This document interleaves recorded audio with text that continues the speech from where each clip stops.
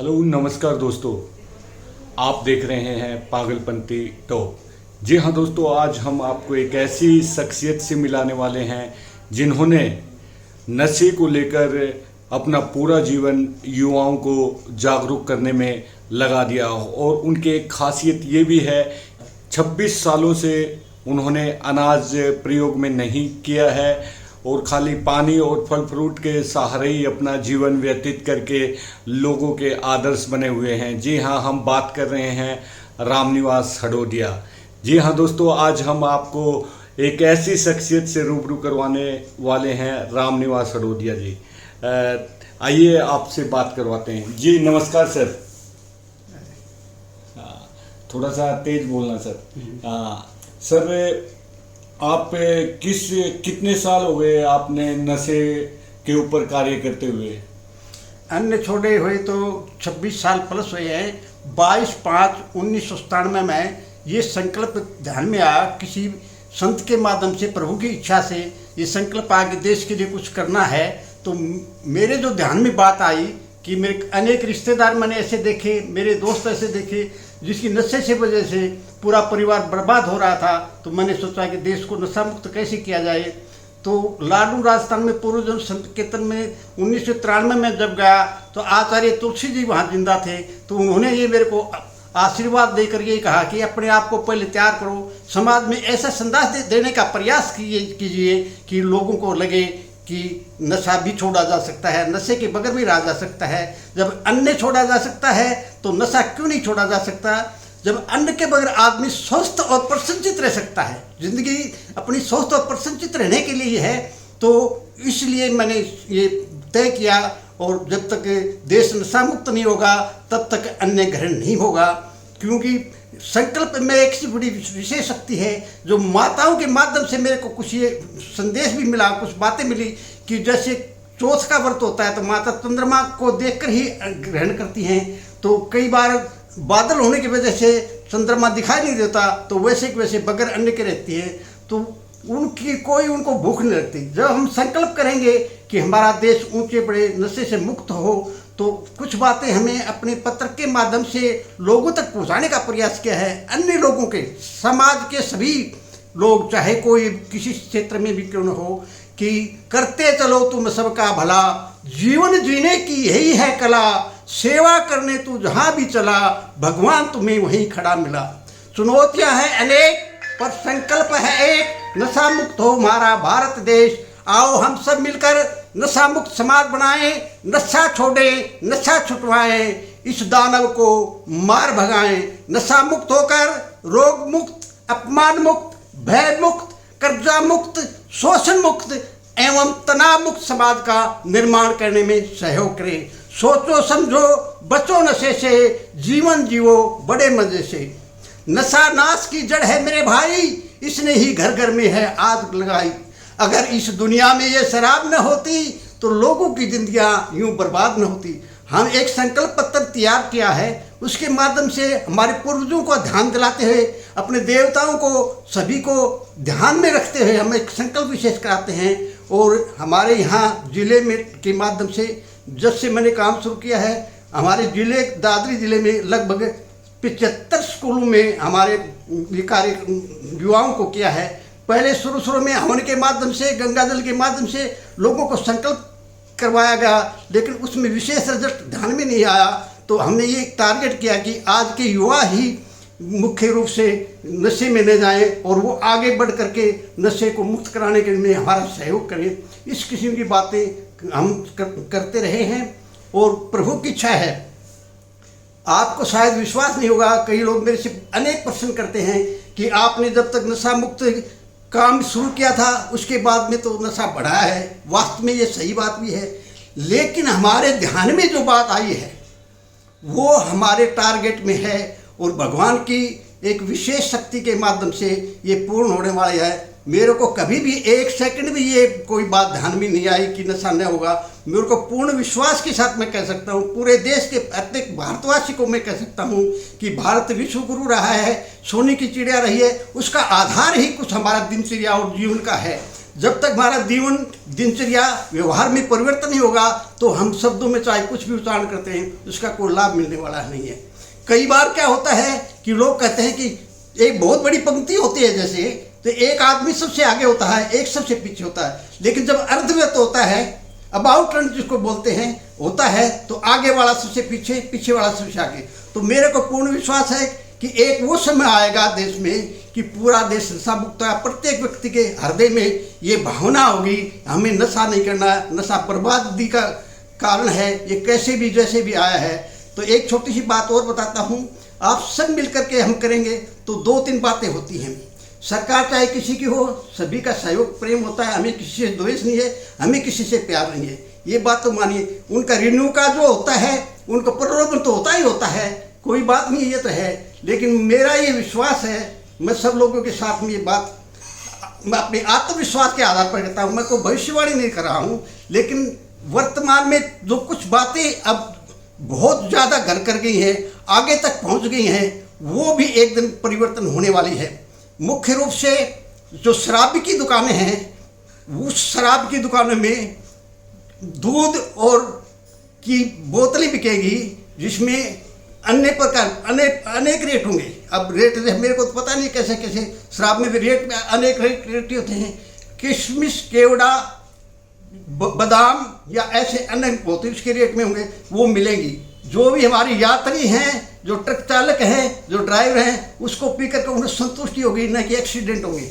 अब शराब पी के एक्सीडेंट होते हैं, उस टाइम शक्ति बढ़ेगी और वो होगा।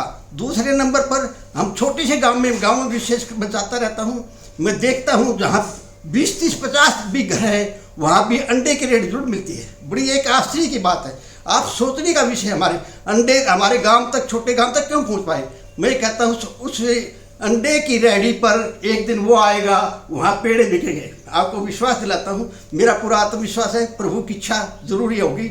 और ये मांस मिट्टी शराब की जो दुकान, मिट्टी की दुकानें हैं ना, शराब के अलग ये मांस मिट्टी की दुकानें हैं, यहाँ आपको मलाई और मक्खन बिकता दिखेगा। देश में हमारे प्रत्येक नागरिक के अंदर प्रसन्नचित होंगे, न कि एक विशेष बीमारी तो है ही, बीमारी तो बढ़ती जा रही है, लेकिन हमारी मानसिक जो बीमारी है, सबसे मुख्य बीमारी आप सोचोगे तो आपको ध्यान में आ जाएगा। ये बहुत गहराई की बातें हैं। हमारे प्रत्येक व्यक्ति में असंतुष्टि की भावना पनप गई है, वो कैसे दूर हो सकती है? एक छोटा 5 साल का बच्चा है, पढ़ाई के कारण किसी अन्य कारण से, उसमें भी जिसको टेंशन बोलते हैं, वो उसमें विद्वान है और असंतुष्टि की भावना है। आर्थिक दृष्टि से चाहे कितना कोई संपन्न हो, किसी दृष्टि से भी कीमत संपन्न हो, जब तक वो संतुष्ट नहीं होगा, असंतुष्टि की भावना जो प्रति क्षण हमारे पूरे देश में बढ़ती जा रही, प्रत्येक व्यक्ति में, ये एक विशेष सोचने की बात है। मेरा मुख्य उद्देश्य सिर्फ नशे का है। मैं ये कह सकता हूँ, मैंने एक संत से सुना था कि गुड़ खा, पहले गुड़ छोड़ना पड़ेगा तभी गुड़ के लिए कहा जा सकता है। तो मैं ये आत्मविश्वास के साथ कह सकता हूँ कि जब अन्न छोड़ा जा सकता है, नशा छोड़ा जा सकता है। अन्न के बगैर रहा जा सकता है, नशे के बगैर रह सकता है। और ये बात भी आपको ध्यान में दिलाने के लिए कहता हूँ, वास्तव में मेरे व्यक्तिगत कोई आधार नहीं है और न ही लोकेशन की कोई भावना है, संत का आशीर्वाद के हिसाब से कह रहा हूँ कि आदमी स्वस्थ और प्रसन्न। वर्तमान में मेरी उम्र 80 से कुछ 3 महीने लगभग कम है, तो आप सोच से अंदाजा लगा सकते हो कि बगैर अन्न खाए दैनिक रूप से जो मेरा कार्य है, किसी कार्य को पीछे नहीं हटता, 1 सेकंड खाली नहीं रहता। कहने का मतलब आज का काम कल पर छोड़ो, अब का काम अभी करो। ये भावना हमारे सभी लोगों को, विद्यार्थियों को, हमारे देश के नौजवानों को, सभी को ये ध्यान में देनी पड़ेगी। हम तन्मयता से हम काम करें और जब तक नशा नहीं छोड़ेंगे, नशे के विषय में बताने की जरूरत नहीं है कि रोज अखबार में कोई दिन में, आज का अखबार में मैंने पढ़ा है कि घर से रात को 11 बजे 12 बजे आया, उसने पत्नी की हत्या कर दी। इतने विरोध हम देखते हैं। तो ये सब बातें हैं, विशेषकर और भी बहुत सी ऐसी बातें हैं जो कि हमारे जो हिंदुत्व के, जो वैदिक संस्कृति को जिसे हम बोलते हैं, उसके अछूते हो जा रहे हैं। चाहे हम राम की बात करें, राम राज की बात करें, हम अपने आप को कुछ भी कहें, लेकिन वास्तविकता से हम दूर हैं, ये देखना पड़ेगा। एक विशेष बात आपको ध्यान दिलाता हूँ, मेरे विषय नहीं है, लेकिन ये विषय सबको ध्यान में दिलाने के लिए मैं कह रहा हूँ कि हमारे देश में आम कुछ गाँव को, क्षेत्र को छोड़ करके एंटी और अंकल का शब्द प्रयोग होता है। ये क्या है? मामा है क्या, नानी है एंटी वही है, वही ससुरा है, वही साड़ा है, ये क्या कुछ हो रहा है? हम नहीं सोचेंगे तो कैसे बढ़ेंगे, बताओ आप। सर मैं एक बार दोस्तों, इनका कहना है कि गांव देख लो या कहीं पर भी आंटी अंकल बोला जाता है, तो उनको लेकर भी ये एक विशेष बात कहना चाह रहे हैं। अब बताओ सर उसके बारे में। एंटी अंकल के शब्द में हमारे समाज में पूर्व में भाव जो होते हैं, मामा माँ जैसा, मौसी माँ जैसी, अभी सभी जानते हैं, बुआ फूफा मौसी, आगे की पीढ़ी तो ननद कौन होती है पता नहीं है। तो ये मैं प्रार्थना ये करता हूँ उनसे के साथ अलग से है, ये प्रार्थना करता हूँ कि भाषा पर सभी मिलकर के नियंत्रण करें। एक दूसरी दो बातें और छूटती जा रही हैं हमारे समाज से, वो ध्यान करने के नशे से अलग है, लेकिन मैं कहना चाहता हूँ, मेरे अंदर की आवाज़ ये है कि एक तो तिलक की हमारी परंपरा खत्म हो चुकी है। हाँ सर, मैं एक और आपसे बात करना चाहूँगा कि आप काफ़ी समय से कम मैंने अखबारों में भी पढ़ा था, न्यूज़पेपर में भी पढ़ा था कि आप 1 लाख से भी अधिक, 1.25 लाख से अधिक लोगों को तिलक करते हैं। इसका क्या कारण है वो भी हमें बताइए हमारी ऑडियंस को। तिलक की परंपरा हमारी पूर्व प्राचीन बहुत पुरानी है। शादी के टाइम भी दामाद को सास जैसे करती है और भी अनेक करती हैं। हम कहीं अच्छे काम के लिए जाते हैं, विदाई के टाइम करते हैं तो भी तिलक किया जाता है। ये परंपरा हमारी खत्म होती जा रही है। तो इसलिए किसी संत ने आशीर्वाद दिया था कि 1.25 लाख लोगों तक तिलक करो, क्योंकि तिलक करने से कई बातें होती हैं। हमारे दिल में जो छुपी हुई कुरीतियाँ हैं वो भी तिलक के माध्यम से, तिलक करने वाले का जो होता है उसके अंदर आ जाती हैं। किसी अच्छे व्यक्ति का तिलक किया जाता है, उसकी अच्छाई उसके अंदर आ जाती है। ये तिलक की परंपरा बहुत पुरानी है और स्थानीय रूप से ये सदैव मैं चाहता हूँ कि ये जीवित रखे। आम आदमी घर से निकले, तिलक करके निकले। तो ये मेरा सोचना एक विषय आपको देना चाहता हूँ। एक छोटी सी बात और आपको रखता हूँ कि हमारे एक हवन की बातें जो है ना लगभग खत्म हो चुकी है। सर एक बात और इनके ध्यान में आ गई, इन्होंने खुद ही बताया कि ये पिछले कितने सालों से सर हवन कर रहे हो आप? कितने साल? 29 साल से। पिछले 29 सालों से ये प्रत्येक रविवार को हवन करते हैं और मंगलवार को जो हनुमान जी का पाठ है वो भी उनका, इस जानकारी से भी हम आपको रूबरू करवाएंगे। जी सर बताइए थोड़ा सा हवन को। और ऐसा है, हवन की प्रक्रिया अपने समाज में जो दैनिक करने की आम समाज की थी, अब तो या तुम्हारे शादी के टाइम होती है, हाँ जी, या कोई बच्चा हो जाता है। अब तो अच्छा एक सौभाग्य की बात है, पहले लड़के के टाइम होती है, लड़की के टाइम होता है। लड़का लड़की फर्क करने की आत्मीयता से होता है, शब्दों से कोई नहीं होता। तो मैं ये चाहता हूँ कि प्रत्येक घर में कम से कम 1 महीने में, 15 दिन में, 20 दिन में हवन। या हवन की सारी देश में, गाँव में भी, देहातों में भी, ये सिर्फ लोग एक आके पीछा छुड़ा लेते हैं। ये तो आर्य समाज का काम है। आर्य हम अलग नहीं है, आर्य श्रेष्ठ आदमी को कहा जाता है। तो ये बात भी एक आवश्यक बात है जो कि है। मूल रूप से मैं जो मेरा मुख्य उद्देश्य है वो यही है कि देश नशा मुक्त हो जाएगा तो सारे काम मोटे लाइन में लग के हो जाएंगे। जी जी जी, जी। हाँ बिल्कुल सच्ची है ये। कई बार क्या था, मैं गांव में जो रहता हूँ, गांव में ज़्यादा हूँ, गांव की चाहता। अब भी मेरा गांव से पूरा संबंध है, जो भी मैं एक सेवा भारती का कार्यकर्ता भी हूँ। तो कई बार मैंने देखा है, आपको इसी पुरानी बात में ध्यान को दिला जाता हूँ कि बोल भाई आज बरसात होगी, मतलब बादल तो दिखा है कोई भाई। तो मैंने अपने आंखों से देखा, आपने भी कभी किया गई, आकाश में कोई बादल वगैरह नहीं होते और घंटे आधे घंटे में बरसात आ जाती है। तो मेरा ये विश्वास है कि किसी टाइम ऐसा आएगा। अब मुख्यमंत्री प्रधानमंत्री जी ने कहा था नोट बंद हो गए तो बंद हो गए, तो भाई साहब ये समाचार आपने सुनना पड़ेगा। मैं जिंदा रहूंगा और आप प्रभु की इच्छा से है कि एक दिन वो आएगा। प्रांतवाइज का कोई मतलब नहीं, बिहार ने कर दिया, पहले बोले मैं कहता हरियाणा में कर दिया। मैंने बात रखी मुख्यमंत्री आगे, बोले बंसीलाल ने रखा था, हमारा उल्टा पड़ा ऐसा यहाँ से बात। पूरा देश में नशा मुक्त होगा। जो नशा के अलग से करेगा उनको क्या, मैं सरकार से कहता हूँ कि प्रबल लोग को छोड़ो और लोगों की ज़िंदगी बचाओ। मेरे को इतनी तकलीफ होती है कि मैं जब जो सुनता हूँ, गाँव में अब जाता हूँ, कोई घटना दिन नहीं निकलता कोई इनको शराब की वजह से बर्बादी हो रही है। तो मेरे को पूर्ण आत्मविश्वास के साथ मैं सब देशवासियों को देख करना चाहता हूँ कि आप सब मिल करके करें, इस बात को करें, अपनी जीवन पद्धति को दें। मुख्य रूप से हमारा जीवन में जो है ना वो दिनचर्या का विशेष महत्व है। वो 3 प्रकार की पद्धति, जीवन पद्धति हैं। आपको ध्यान रहा, सभी को पता है। आप ये न सोचें कि ये अपने को भाषण दे रहा है, कोई बात बता रहा है। शास्त्र में लिखी हुई बातें हैं। तीन प्रकार की जीवन पद्धति हैं। सर्वप्रथम विकृति प्रकार का जिसको बोलते हैं, असंयमित जीवन होता है। दूसरा प्राकृतिक, प्रकृति में क्या कहती है, कब खाना चाहिए, कैसा खाना चाहिए, कितना खाना चाहिए, क्या देखना चाहिए, क्या कहाँ जाना चाहिए, क्या करना चाहिए, ये प्राकृतिक के अनुकूल होता है। और विशेष रूप से बड़ी खुशी की बात है कि विश्व के अंदर भारत ही एक ऐसा देश है जहाँ संस्कृति प्रकार का जीवन है। संस्कृति प्रकार का जीवन में अगर इतिहास में युगों के तक पीछे जाओगे तो परोपकार में जीवन के लिए लोगों ने दिया है। दधी जी ने अपने हड्डियों तक को दे दिया। वर्तमान में देखें तो सैनिक हमारे कितने हैं जो देश की रक्षा के लिए सब कुछ अपना कुर्बान कर देते हैं। क्या वो परिवार हमें नहीं दिखाई देते? परोपकार में जीवन जीने की हमें मानसिकता बनानी चाहिए, दूसरे के भले के। हम दूसरों को अपने शरीर के माध्यम से प्राणी मात्र को क्या खुशी दे सकते हैं? धर्म की मूल परिभाषा अनेक हो सकती हैं, लेकिन मेरे सोचने से भी हमारे माध्यम से, हमारी क्रियाओं के माध्यम से, हमारे शब्दों के माध्यम से किसको कितना सुख मिल पाता है, चाहे वो परिवार है, चाहे पड़ोसी है, चाहे देश है, चाहे विदेश है, चाहे कुछ भी है, हम किस प्राणी को कितनी खुशी दे सकते हैं, यही मूल आधार जीवन का है।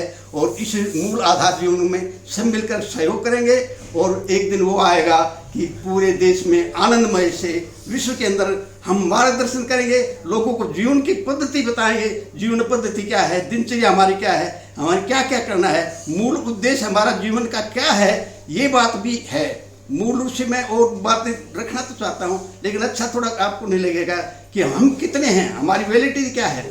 एक छोटी सी बात सिर्फ आपको ले जाता हूँ कि 3 बातों का हमें पता नहीं है। किसी भी मनुष्य को 3 बातों का पता नहीं होता कि हमारी जीवन पद्धति जो है, दैनिक जीवन पद्धति के आधार पर हम कब कहाँ से आए। हमारे वैदिक हिंदू धर्म संस्कृति के अंदर पुनर्जन्म और पूर्व जन्म का विशेष महत्व है। चाहे माने न माने, ये काफ़ी उनकी अपनी बात है, लेकिन हम कहाँ से आए थे इस शरीर से पहले हमें पता नहीं है। ये शरीर हमारा छूट जाएगा, हम कहाँ जाएंगे? हम हमेशा बोलते हैं भाई स्वर्ग चला गया, यो मर गया, गया है कहीं न कहीं, तो कहाँ गया है हमें पता नहीं है, कहाँ से आया था हमें पता नहीं है, और कब जाएगा। किसी इंसान के अंतिम सांस कब निकलेंगे क्या किसी को पता आज तक पता है? 3 बातों का पता नहीं है। मेरा तो एक ही मानना है, चौथी बात का सभी को पता है। 10 साल के बच्चे को पढ़ा है, मरना है, तो सिर्फ बात तो नहीं रह जाती है। जन्म से लेकर के मृत्यु तक भगवान ने जितना भी हमें टाइम दिया उसमें हम कितना अच्छा काम कर पाते हैं, यही एक टारगेट हमारा होना चाहिए। जब तक हमारा लक्ष्य जीवन का तय नहीं होगा, बच्चों को हम दिशा नहीं दिखाएंगे। इन्होंने बताया कि जब तक हमारा लक्ष्य निर्धारित नहीं होगा तब तक हम अपनी मंजिल तक नहीं पहुंच पाएंगे। और पिछले 26 सालों से ये पूरा समाज को समय दे रहे हैं। जी सर, तो पारिवारिक में भी थोड़ा सा जी परिवार में हो जाता है कि क्या करते हो आप, ये कुछ परिवार की तरफ से ऐसी कोई दिक्कत नहीं आई सर? देखो, दिक्कतें तो आती हैं, सभी जगह आती हैं। सभी अपने पूर्व संस्कार जो होते हैं, जन्म के संस्कार होते हैं, साथ ले आते हैं। परिवार को, पत्नी को, बेटियों को, सभी को तीविया ने छोड़ दिया, पता नहीं क्या होगा क्या नहीं होगा। ये विरोध तो बहुत कुछ हुआ है, लेकिन होना भी चाहिए।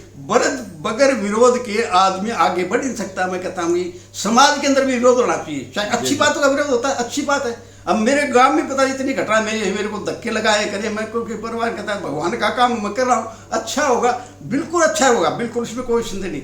हम बच्चों को, अपने विद्यार्थियों को, युवाओं को लक्ष्य तय करें। सिर्फ ये नहीं है, मैंने कई स्कूल कॉलेजों में, यहाँ अनेक स्कूल कॉलेजों में मैंने कार्यक्रम किए हैं, और उसमें यही क्या है कि सिर्फ नौकरी का लक्ष्य लेके मत चलो। भगवान तो देगा, मैंने तुम्हारी कौन रखेगा बताओ। हमारा जीवन में कुछ न करने का लक्ष्य तय करो। और विशेष बात यह है कि सभी मिलिट्री वाले जो रिटायर्ड हैं, खाली बट्टे सारे दिन ताश पिट्टी जाते भाई, इनसे मैं आग्रह करता हूं भगवान की कृपा से, भाई देश के समाज के लिए अपना टाइम घंटा आध घंटा निकालो और कुछ अच्छा सोचो और अच्छा करने की सोचो।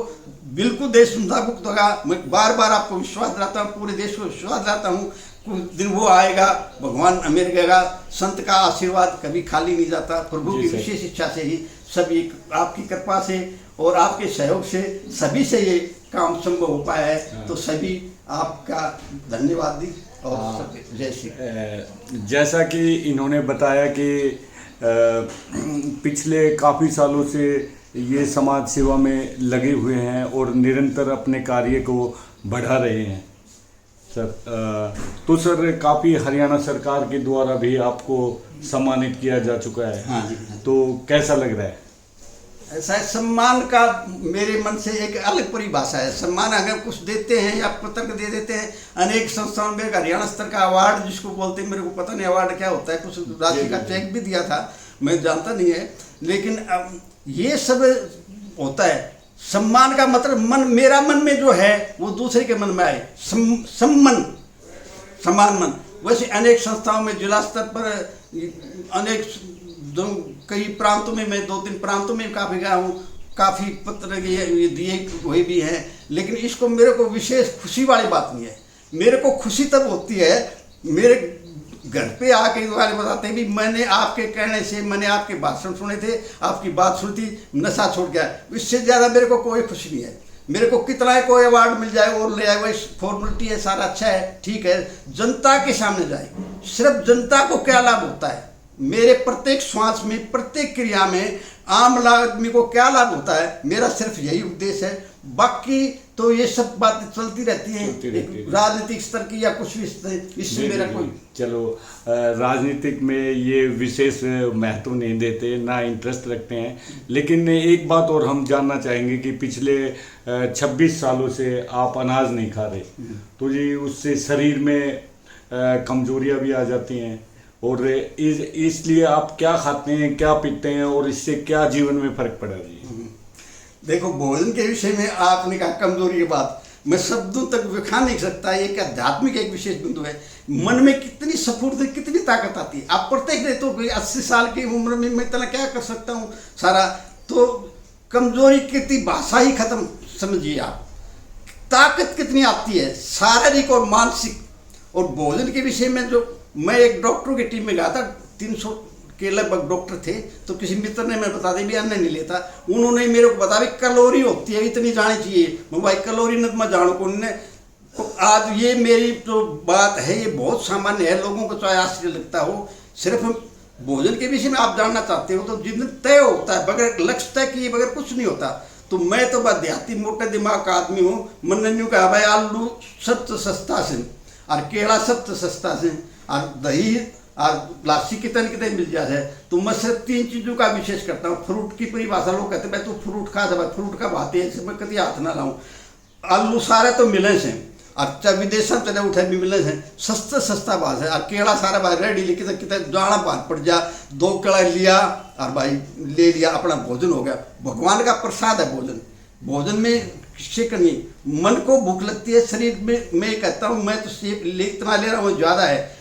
दूध पर मैंने प्रयोग करके देखा था कुछ दिनों के, दूध और दही ले करके आदमी 100% रहता है। इसके बाद में आध्यात्मिक बिंदुओं पर दूध को भी छोड़ा जा सकता है, जल पर रह सकता है, जल को भी छोड़ा जा सकता है, हवा पर रह सकता है जिसको हम श्वास बोलते हैं, और अंतिम लक्ष्य जो होता है वो जिसको कुंभक कहते हैं उसको श्वास को छोड़ा जाता है। हमारे तपस्वी योगी हजारों वर्ष तपस्या करते थे, ऐसे क्या हुआ, वो क्या खाते थे, हजारों वर्ष तपस्या कुंभक में रहते थे।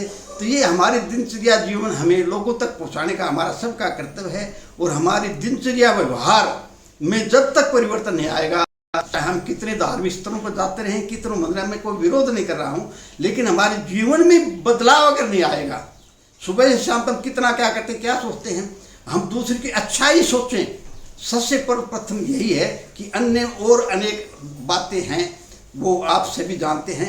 मैं तो सिर्फ एक मोटी सी एक बात आपको और जानना चाहता हूँ, आप कंफर्म कर लेना। ये सीटीवीटी कमरे पर लगे हैं ना, पहले मैं बात रखता, लोग मेरे खूब मजाक उठाए, लेकिन मैंने बीच में चुप भी रहना पड़ा। सीटीवीटी कमरे की रेंज कितनी होती है आपको ज़्यादा पता होगा, मिलिट्री वगैरह में जाता होता है, लेकिन रोड पर जाते से भी होता है। तो जिसको धर्मराज कहते हैं, हिंदी भाषा में जाटू भाषा में कह लो भी धर्मराज के जाना होगा, सब लेखा दिखाना होगा, वहाँ एक विशेष सीटीवीटी कैमरा लगा हुआ है। ये लोगों को ध्यान में जाना चाहिए। वो विशेष बातें हमारे प्रत्येक क्षण की रिकॉर्डिंग करता रहता है। उसमें एक विशेष बात और है, आप कभी कंफर्म कर लेना, ये छोटा मैं खाम का गपोट सिंह कर रहा हूँ, ऐसी बात नहीं है। हम सोच क्या रहे हैं वो भी इसमें होता है, और जब हमारा योनि निर्धारण बाद में होता है तब उसी का आधार होता है। हम सबसे पहले अच्छा सोच सके, किसी के प्रति भी दुर्भावना हमारी नहीं हो। हम अच्छा सोचेंगे तो अच्छा भगवान करेगा, हम किसी का बुरा सोचेंगे कभी किसी के नहीं हुआ। तो एक बात विशेष में है, देसी भाषा में सारा कहते हैं, सोचा ते दुश्मन मरे, कोशा ते दुश्मन रहे, गाल दिया दुश्मन रहे, सोचा ते धन हो, पानी में तो घी लगड़े तो भाई लुखा खाने कोई, गाल दिया तो कोई आदमी नहीं रहा, बुरा सोचा तो कोई नहीं हो, और भाई करया तो किम्मत नहीं हो, भगवान करे से हो, अच्छी सोचो, आखिरी सांस किस टाइम चला जाता हमने किम्मत ना मेरा जाना पड़ेगा, और अच्छा करके जाओ। धर्मराज आके कह दो भाई मेरिट में मेरा नाम से इसमें नहीं हो तो भाई मैं तेरे से बातचीत करूँ, भाई मैं तो यह कहूँ, अगर धर्मराज भी आकर वो भाई बोले केस है भाई मेरिट में पहलो नाम से तो देख ले भाई, और सब न कहे भाई कोई कमी से तो बता भाई कितनी से, क्यों अपना अपने आत्मविश्वास के साथ है, आप सच्चाई करोगे, आप डर किस बात का है, डर सिर्फ बुराई से है। अगर आप निश्चिंत स्वस्थ रहोगे, आपको कोई भय नहीं, किसी से कोई भय नहीं, सब करता है भगवान की विशेष कृपा है, तो सिर्फ प्रभु की इच्छा से और संतों के आशीर्वाद से, आप लोगों के सहयोग से मैं इस बात को आगे कहता हूँ। एक संत का आशीर्वाद ये था कि आप चिंता मत करें, आप इन्हीं आंखों से याची देहि याति डोला, इस आप देश को नशा मुक्त करोगे, पूरे आत्मविश्वास के साथ। बार बार मेरे अंदर आवाज आ रही है कि देश नशा मुक्त होके रहेगा और इसमें कोई संदेह नहीं है। सर बहुत अच्छे व्याख्यान के साथ आपने हमारे लोगों को जागरूक किया, और मैं एक सवाल और करना चाह रहा हूँ। मान लो भगवान आपसे ये बोल रहे हैं कि आपको कोई वरदान लेना है, तो आप क्या वरदान मांगेंगे? मैंने पहले पत्रकारों के सामने बात रखी है, ये सही बात है, हर एक वरदान और अभिशाप के विषय में मैं कुछ बात फिर आपको बताऊंगा, या अच्छा नहीं लगेगा। मैंने सिर्फ पत्रकारों के सामने एक ही बात रखी थी, भगवान मान लिया 2 वरदान के लिए कहता है, 5 जैसे कि कहीं ने 4 वरदान मांगे थे उनसे सारा, तो सिर्फ मेरे को एक ही वरदान कहे तने एक ही वरदान मिलेगा भाई बोल, तो भाई मैं तेनों कहा भाई हमारा देश न नशा मुक्त कर दे, और सब में खुशी की लहर दिया दे, और मन की में कौन चाहिए। क्या बात है, क्या बात है, क्या बात है सर, आपको दिल से हम सलाम करते हैं रियल में सर। और ऐसे लोगों को अगर समाज आगे लेके आएगा ना, तो एक दिन जो भारत में जो समस्याएं हैं हमारी, वो पूरी बिल्कुल ख़त्म हो जाएंगी। और एक मैं भी भगवान से यही प्रार्थना करता हूं सर कि आपको लंबी उम्र दे, और जो आपने एक सपना देखा है युवाओं के लिए कि नशे से दूर रहें, खुशहाल भारत हो, इन सब को लेके हम सबको मिलके काम करना होगा। क्योंकि दोस्तों आज नशे की वजह से इतने घर खराब हो रहे हैं कि अंदाज़ा नहीं लगाया जा सकता। तो ये समस्या अकेली सरकार भी कुछ नहीं कर सकती, हम सबको मिलके नशे के प्रति कार्य करना होगा, लोगों को ज़्यादा से ज़्यादा जागरूक करना होगा। सर एक छोटा सा क्वेश्चन, संक्षिप्त में युवाओं को आप क्या मैसेज देना चाह रहे हैं सर? अपनी जिंदगी का लक्ष्य तय करें, नशे से दूर रहें, नशा छोड़े, नशा छुटवाएं, और अपने ग्राम की, अपने प्रांत की, अपने देश की ज़्यादा से ज़्यादा अपनी इज्जत बढ़ाएं और देश को खुशहाल बनाने के लिए प्रयास करें। सभी का बहुत अच्छा रहेगा। और मैं ये कहता हूँ कि आज हमारे युवा हैं, लोग ये कहते होंगे कि आज बहुत खराब जमाना है, मेरे को लगता है जमाना बहुत अच्छा है। कुछ परसेंटेज लोग ही हैं, कुछ युवा ऐसे हैं जो भ्रमित होकर, मुझे लगता है कि युवा भटके, युवा बिल्कुल सही रास्ते पर आगे जाएंगे, देश को आगे ले जाएंगे। सभी प्रकार घर में खुशी, चारों तरफ से खुशी की लहर दौड़ेगी, ये मेरा पूरा विश्वास है। जी, आपकी एजुकेशन कहाँ पे हुई है अंकल जी? उस टाइम तो कुछ साधन भी नहीं थे। 1960 में जब पंजाब था, उस टाइम मैंने मैट्रिक किया था। उस टाइम सब्जेक्ट भी ज़्यादा थे, इंग्लिश और मैथमेटिक्स दोनों अनिवार्य थे। हमारा गांव जैसे हड़ौदी है, उससे काकड़ोली सरदारा नाम का एक सिर्फ मिडिल स्कूल ही था। उसमें 3 कोस किसको कहते हैं, अब तो किलोमीटर हो गए सारा पता नहीं। वहाँ दोपहर में जाते थे, सुबह जाते थे टाइम से, तो 3 साल तक लगातार काकड़ोली से मिडल किया। उसके बाद में आसपास में कोई हाई स्कूल नहीं था, बेरला हाई स्कूल था, वहाँ 4 कोस रोज़ाना पैदल आने और जाने में रहता था। पर कोई विशेष इच्छा हुई, अच्छे नंबरों से 1960 में 3 बार मेरे को नौकरी का सिलेक्शन भी हुआ। मैंने उसको मना कर दिया, मैं सिर्फ सिंपल व्यापार करता हूँ और मैं ये चाहता हूँ कि ज़्यादा से ज़्यादा समय समाज के लिए लगे और लोगों को जागरूक किया जाए। खुद एक व्यक्ति कुछ नहीं कर सकता, लोग जागरूकता करें।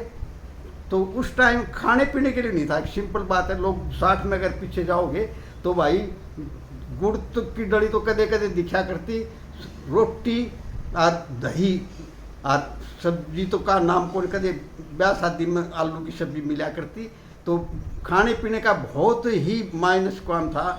सिर्फ सूखी रोटी और गठिया और जिसमें चटनी बोल रहे थे ना, वह खा के कराया करता, मस्त रहा करता, पर तो खुशी रहा करता। ये कि मैं खा लो भाई, उदास रहे हैं, टेंशन में रहे, हमने प्रभु की विशेष इच्छा है, बड़ी प्रसन्नता है कि हमारी पूरी जिंदगी चाहे आर्थिक स्थिति में कितनी भी कमजोरी रही हो, चाहे कुछ भी रहे, लेकिन मस्ती से जीवन का हमारा पूरा परिवार में ही ये भावना है। हम सब के लिए प्रभु की इच्छा से सबके लिए अच्छा होने की कामना करते हैं। हमारी कामना भगवान सफल करे, सभी खुशी रहें। सर्वे भवन्तु सुखिना, सर्वे सन्तु निरामया, सर्वे भद्राणि पश्यन्तु माँ कश्चित् दुःख भाग् भवेत्। सुखी बसे संसार सब, दुखिया रहे न कोई, ये अभिलाषा हम सब की मेरे भगवान पूरी होय। हे नाथ सब सुखी हों, कोई न हो दुखारी, सब हो निरोगे भगवन, धन धान के भंडारी। सब भद्र भाव देखे, सन्मार्ग के पथिक हूँ, दुखिया न कोई होवे, संसार में प्राणधारी। हे नाथ सब सुखी हूँ, कोई न हो दुखारी, सब हो निरोगे भगवन, धन धान के भंडारी। बहुत बहुत धन्यवाद सर। पागलपंती टॉप सर चैनल आपको सल्यूट करता है सर। ऐसे जो काम करने वाले होते हैं सर, उनको दिल से सलाम। और दोस्तों फिर मिलते हैं हम एक ऐसी ही स्टोरी के साथ, तब तक आप देखते रहिए पागलपंती टॉप। जी हाँ दोस्तों, अगर आपने हमारे चैनल को सब्सक्राइब नहीं किया है तो एक बेहतरीन वीडियो देखने के लिए हमारे चैनल को सब्सक्राइब जरूर करें। बहुत बहुत धन्यवाद सर।